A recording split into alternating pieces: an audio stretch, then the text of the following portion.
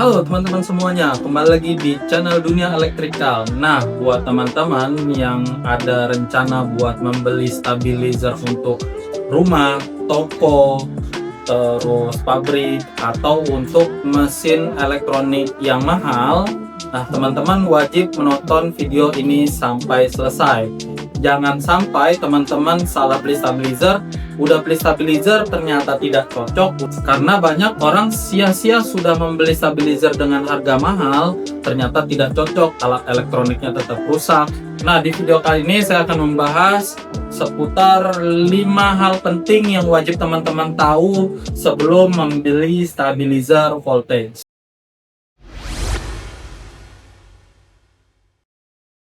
Poin pertama, teman-teman harus tahu nih kendala kelistrikan yang teman-teman hadapin.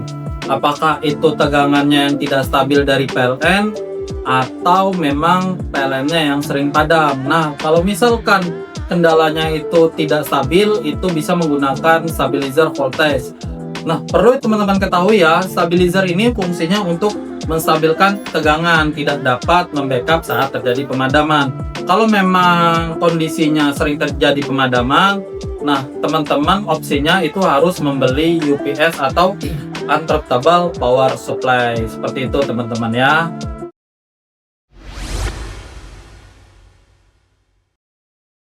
Selanjutnya poin kedua, hitung kebutuhan daya stabilizer yang ingin teman-teman gunakan.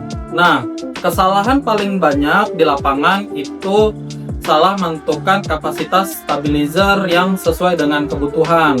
Contohnya, teman-teman mau pakai load sampai dengan 5000 watt. Nah, teman-teman pilih stabilizernya kapasitas 5 kVA.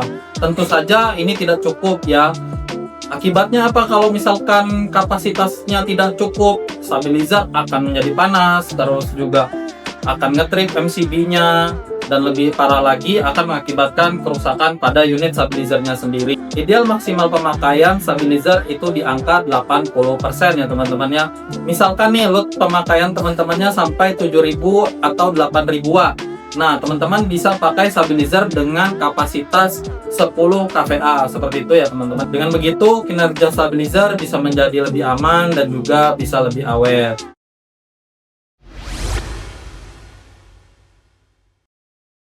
Poin ketiga, pilih jenis stabilizer yang tepat. Saat ini di pasaran itu ada beberapa jenis stabilizer ya.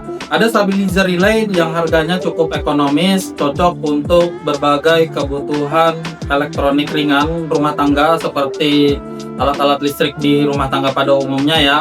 Namun untuk akurasinya memang kurang presisi. Nah, yang selanjutnya ada stabilizer tipe servo motor. Nah, stabilizer servo motor ini dia cukup presisi ya. Stabilizer servo ini sudah cocok untuk elektronik kantoran, terus juga untuk industri dan menengah ke atas ya. Seperti server dan lain-lain itu sudah cukup cocok menggunakan stabilizer tipe servo motor. Jenis stabilizer servo motor ini paling umum dan paling banyak digunakan ya di industri di lapangan. Nah, selanjutnya ini tipe stabilizer yang paling saya suka, stabilizer contactless. Kenapa? Karena menggunakan teknologi elektronik modern dengan respon time super cepat, sehingga mampu mengoreksi fluktuasi tegangan dalam hitungan milidetik. Selain itu, stabilizer ini tidak menggunakan karbon brush seperti servo stabilizer, sehingga lebih minim perawatan dan lebih awet.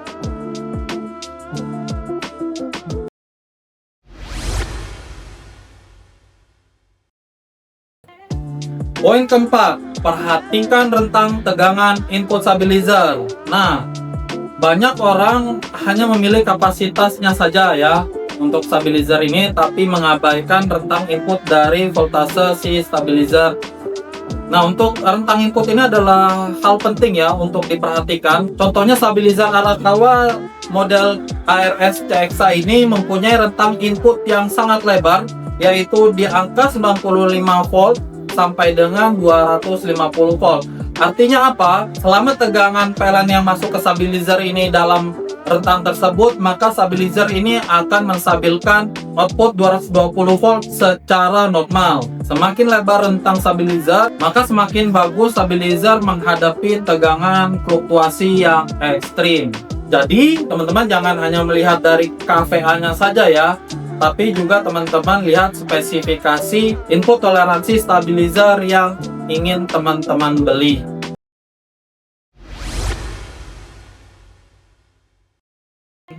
Poin kelima yang tidak kalah penting, teman-teman harus mencari produk yang memiliki garansi dan layanan purna jual yang jelas ya.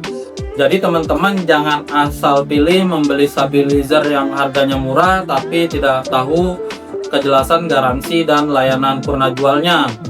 Teman-teman harus memastikan produknya memiliki garansi resmi, terus juga ketersediaan spare part yang jangka panjang, lalu ketersediaan tim teknisi, dan juga layanan purna jual. Nah, dengan memperhatikan 5 poin tadi, teman-teman tentu saja bisa ya memilih stabilizer yang sesuai dengan kebutuhan teman-teman untuk melindungi perangkat elektronik, entah itu di rumah, di kantor, di toko, ataupun di pabrik, atau untuk peralatan elektronik yang sensitif. Sehingga stabilizer yang teman-teman beli dapat melindungi perangkat elektronik teman-teman dalam jangka waktu yang panjang.